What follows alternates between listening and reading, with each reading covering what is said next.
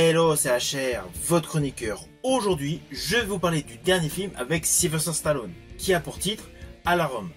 Film disponible actuellement sur Prime Video. Alors on va pas se mentir, ce film m'a totalement déçu. Naturellement, je vais vous dire pourquoi. Mais avant cela, n'oubliez pas, si vous n'êtes pas abonné, pensez à le faire, pensez à la petite cloche pour les notifs. Et surtout, pensez à me mettre en commentaire tout simplement ce que vous avez pensé de ce film. Let's go!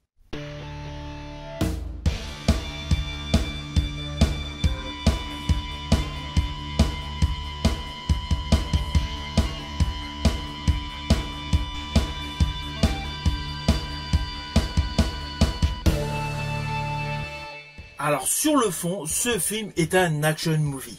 J'ai bien dit sur le fond.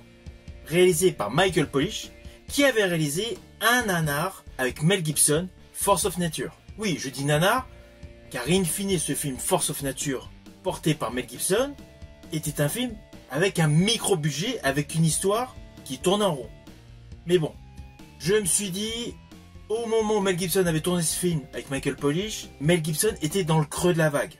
De ce fait, je pense que c'était plus un film alimentaire pour payer des factures.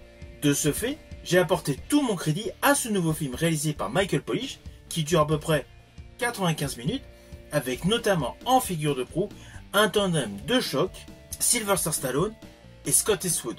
Naturellement, cela m'a tout de suite hypé. Mais malheureusement, j'ai décroché assez vite. Pourtant, sur le fond, l'histoire débutait bien.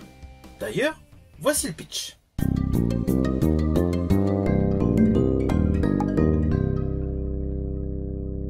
Alors naturellement, je vous le fais de manière extrêmement succincte. Dès le début de ce film, nous découvrons deux espions qui se rencontrent et se combattent. Un homme et une femme. La femme est interprétée par Willa Fitzgerald. Elle joue le personnage de Lara Travers. Et l'homme est interprété par Scott Eastwood, qui interprète le rôle de Joe Travers, alias Archibald. Oui, au début de ce film, la jeune femme s'appelle uniquement Lara. Car après justement leur rencontre assez tumultueuse, dans un combat épique, ils décident de s'unir et de vivre cachés au fin fond de la forêt, histoire de se faire oublier de leur précédent employeur. Malheureusement, 5 ans plus tard, diverses agences de renseignement se rappellent à leurs bons souvenirs car ils détiennent une clé USB compromettante. Évidemment, le couple d'espions va avoir de sérieux ennuis à partir du moment où un avion s'écrase dans pleine forêt, là où ils habitent. Et surtout, à partir du moment où un grand méchant arrive sur le terrain, interprété par Mike Colter. Or, ceci dit, l'interprétation de Mike Colter en méchant est top. C'est un acteur confirmé. Perso, je l'avais largement apprécié dans Mayday aux côtés de Gerard Butler et dans la série Luke Cage. Du coup, son rôle est bon. Mais en fait, cela s'arrête là.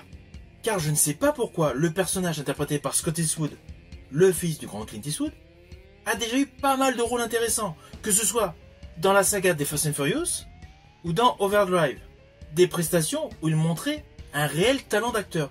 Là, dans ce film, en dehors du fait de froncer les sourcils, son jeu est assez hétéroclite.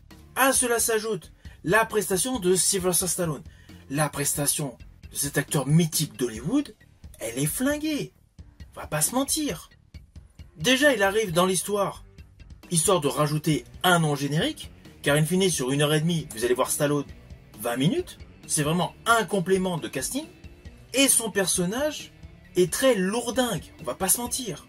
Perso, si Sylvester Stallone était dans le creux de la vague, j'aurais totalement compris son implication dans ce projet. Ceci dit, ce n'est pas du tout le cas. Malgré son âge, où c'est assez compliqué de faire des rôles d'action man, il est excellent dans les différentes saisons de Tulsa King. Là-dedans, il est impeccable.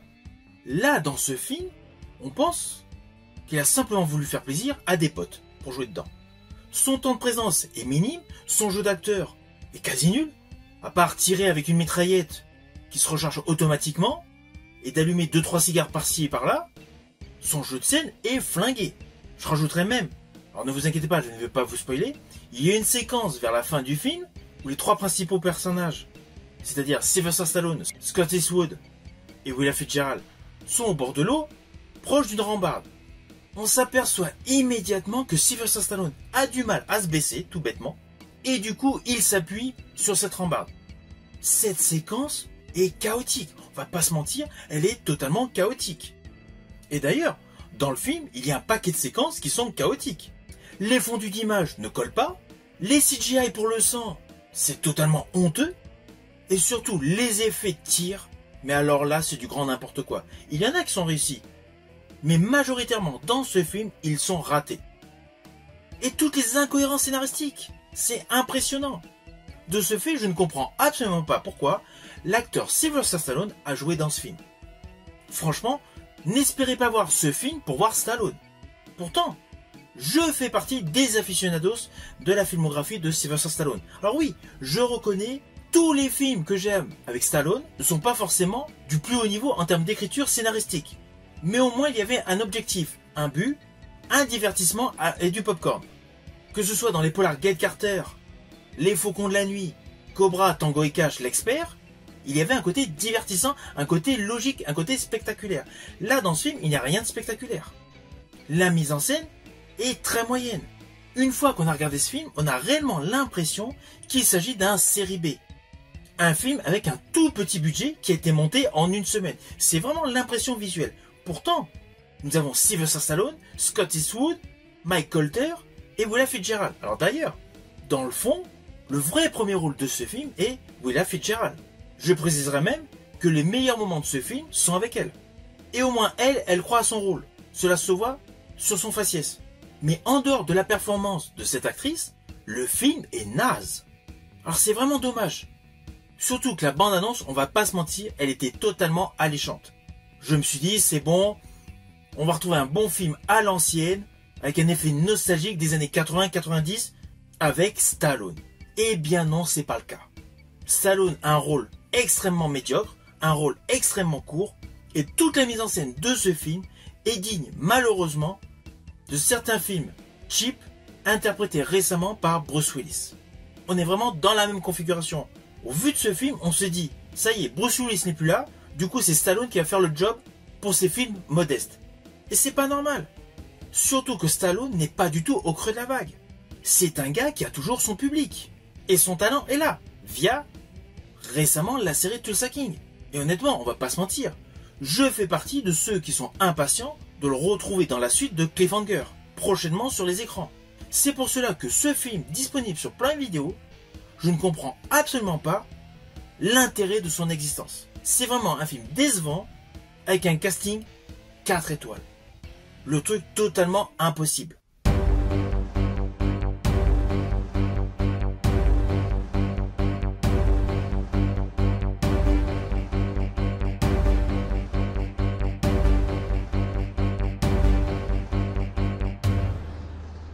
Alors au final, naturellement, ce n'est pas du tout un film que je vous invite à découvrir. C'est une déception, pourtant avec un super casting. Mais l'histoire est digne d'un ticket de métro, le budget est cheap et la réalisation est flinguée. Sincèrement, si vous avez envie de voir ce film, attendez-vous au pire. J'espère que ma vidéo vous aura plu. N'oubliez pas, petit pouce vers le haut, pensez au partage. Quant à moi, je vous dis à bientôt pour une prochaine vidéo.